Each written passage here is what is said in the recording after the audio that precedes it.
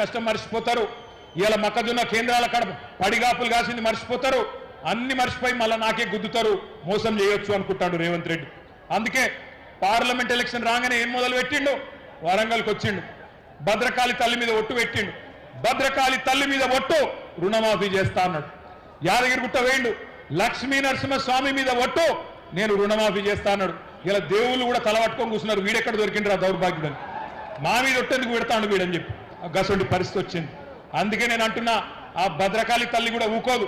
నేను ఇప్పుడే పోయి మొక్కు వచ్చిన బరాబర్ అంతు చూస్తుంది భద్రకాళి తల్లి కూడా. రేవంత్ రెడ్డి గుర్తు పెట్టుకో, చీల్చి చెండాడుతుంది. ఇవాళ ఒక్క మాట, రుణమాఫీ ఎట్లుందంటే పంచపాండవులు మంచం కొల్ల కథలు ఎక్కున్నది. ఒక్క ఊర్లే ఈ రాష్ట్రంలో 12,769 గ్రామాలుంటే ఒక్కటంటే ఒక్క ఊర్లో కూడా రుణమాఫీ జరగలే. నేను అడిగిన అసెంబ్లీలో రేవంత్ రెడ్డిని, మళ్ళీ ఇలా వరంగల్ గడ్డ మీదకి వెళ్ళి అడుగుతున్నా, రేవంత్ రెడ్డి నీకు దమ్ముంటే నువ్వు చెప్పే మాటల్లో వీసమెత్తు నిజముంటే ఏ ఊరికి పోదామా, నువ్వు రా.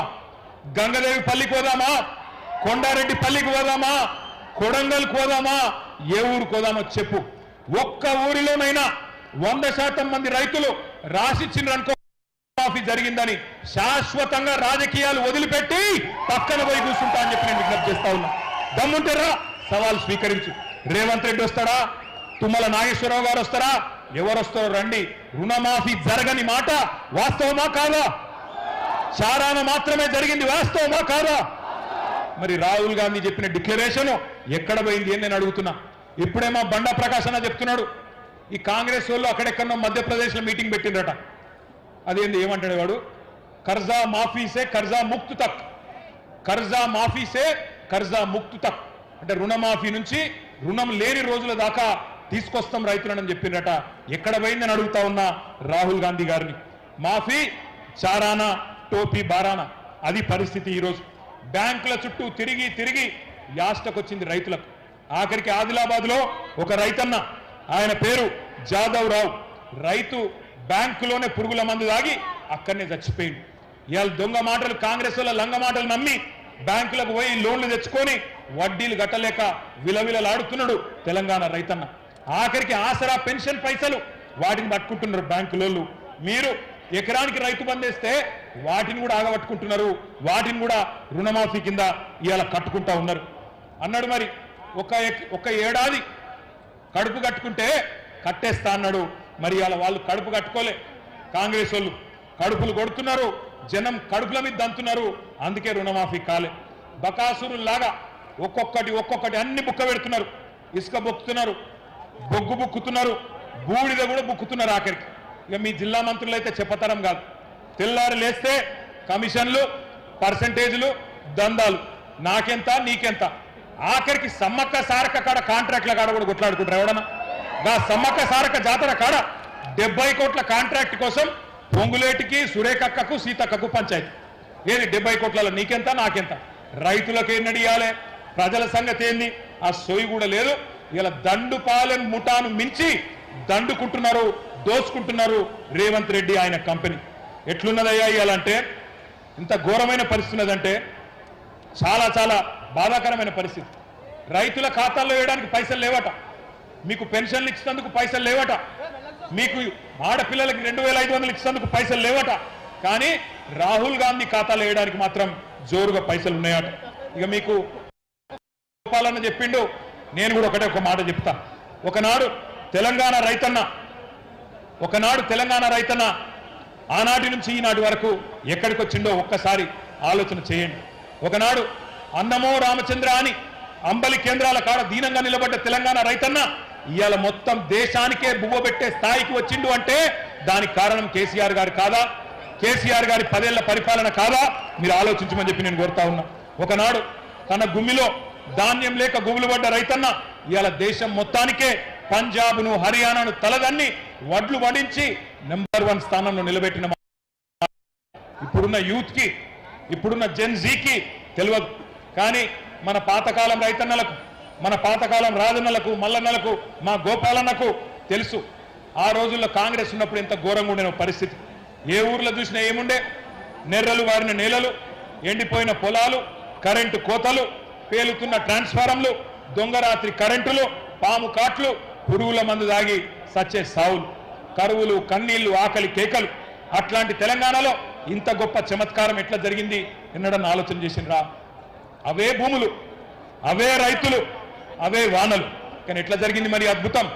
ఎట్లా జరిగింది అంటే ఆగమైన తెలంగాణను బాగు చేయాలి అని మీరు ఆదేశిస్తే పెద్దలు కేసీఆర్ గారి నాయకత్వంలో మేమందరం కూడా 10 ఏళ్లు ప్రాణం పెట్టి పనిచేసినాం, రైతుల కోసం పనిచేసినాం. దుక్కి దున్నటోని దుఃఖం తీర్చాలి, కష్టాలు కడతీర్చాలని చెప్పి రక్తాన్ని రంగరించి మెదళ్లను కరిగించి అద్భుతమైన పనులకు, అద్భుతమైన పథకాలకు శ్రీకారం చుట్టిండు కేసీఆర్ గారు. ఒక బక్క రైతు కోసం బక్క పల్సని కేసీఆర్ గారి ఉక్కు సంకల్పంతో మనం పనిచేస్తే ఈ విప్లవం వచ్చింది. కేసీఆర్ గారు స్వయంగా రైతు, ఒక రైతు బిడ్డ, మీ కష్టం తెలిసినోడు కాబట్టే ఆయన పని చేస్తే ఎక్కడి నుంచి ఎక్కడికి వచ్చినామో ఒక్కసారి మీరు ఆలోచించమని కోరుతున్నా. నేను ఈ వరంగల్ వేదికగా కాంగ్రెస్ బీజేపీ నాయకులకు ఒక సవాల్ చేస్తా ఉన్నా. 79 ఏళ్ల స్వతంత్ర భారతదేశ చరిత్రలో కేసీఆర్ గారి కంటే రైతులకు ఎక్కువ చేసిన ముఖ్యమంత్రిని ఒక్కని చూపెట్టినా ఏ సవాల్ కంటే ఆ సవాల్కి నేను సిద్ధమనే మాట ఈ సందర్భంగా విజ్ఞప్తి చేస్తా ఉన్నా. ఇవాళ నాకు ఒకటి గుర్తొస్తున్నది. ఆ మధ్యన రేవంత్ రెడ్డి ఒకరోజు సవాల్ చేసిండు, మేమేందో మీరేందో రైతులకు ఎవరేం చేసినామో తెలుసుకుందాం రా అని నన్ను సవాల్ చేస్తే హైదరాబాద్లో ప్రెస్ క్లబ్కు పోతే ముఖం సాటేసిండు, పారిపోయిండు. సవాల్ చేసిన సన్నాసి జడుచుకున్నాడు, జారుకున్నాడు. ఆయన పరిస్థితి ఏంటంటే రేవంత్ రెడ్డి గారికి కూడా తెలుసు, మళ్ళా గెలవడం తెలుసు. కాంగ్రెస్ 100 ఏళ్లు మళ్ళీ ఇక్కడ మళ్ళొకసారి మొలకెత్తనీయడు తెలంగాణ రైతన్న అనే మాట కూడా రేవంత్ రెడ్డికి తెలుసు. అందుకే నేను గుర్తు చేస్తా ఉన్నా మీకు, కేసీఆర్ గారి నాయకత్వంలో ఈ రాష్ట్రంలో ఒక విప్లవాన్ని సృష్టించినాం. రైతు బంధు కోసం 73,000 కోట్లు, రుణమాఫీ కోసం 29,000 కోట్లు, 24 గంటల కరెంటు మీకు ఇచ్చేందుకు 1,00,000 కోట్లు, కాళేశ్వరం, పాలమూరు, సీతారామ, మిషన్ కాకతీయ సాగునీటి ప్రాజెక్టులకు 1,60,000 కోట్లు, ధాన్యం కొనుగోలుకు 1,32,000 కోట్లు, మిషన్ కాకతీయకు 24,000 కోట్లు, రైతు బీమాకు 6,000 కోట్లు, రైతు వేదికలు, రైతు కల్లాలు, రైతు చల్లగుండాలే, పల్లె పచ్చగుండాలని చెప్పి 5 లక్షల కోట్లు, అక్షరాల 10 ఏళ్లలో 5 లక్షల కోట్లు ఖర్చు పెట్టిన నాయకుడు రైతుల కోసం కేసీఆర్ గారు. అందుకే దేశానికి తెలంగాణ అన్నపూర్ణగా అవతరించింది. ఎకరానికి 3 లక్షలు పలకని భూమి 30 లక్షల రూపాయలు దాటింది. ఇవాళ భూముల విలువ అట్లే ఉందా? వరంగల్లో భూముల విలువ తగ్గిందా, పెరిగిందా? ఇది వాస్తవం. రైతుకు కేసీఆర్ వచ్చినాక గుండె ధైర్యం పెరిగింది, ఆత్మహత్యలు ఆగినాయి. అప్పులు తెచ్చి కేసీఆర్ ఏం చేసిండు అంటే గిన్ని పనులు చేసిండు. మరి ఇలా నేను అడుగుతున్న కాంగ్రెస్ నాయకులను, మీరు 2.5 ఏళ్లలోనే 3,70,000 కోట్లు అప్పు చేసిండ్రు. ఏం చేసిండ్రు? మరి ఎవరిని ఉద్ధరించిండ్రు? రుణమాఫీ చేయలే, రైతు బంధు ఇయ్యలే. మరి ఎవరిని ఉద్ధరిస్తున్నారు? ఈ పైసలన్నీ ఎక్కడికి పోతున్నాయి ఆలోచించండి. ఇంకొక మాట కూడా దయచేసి నేను గుర్తు చేస్తా ఉన్నా.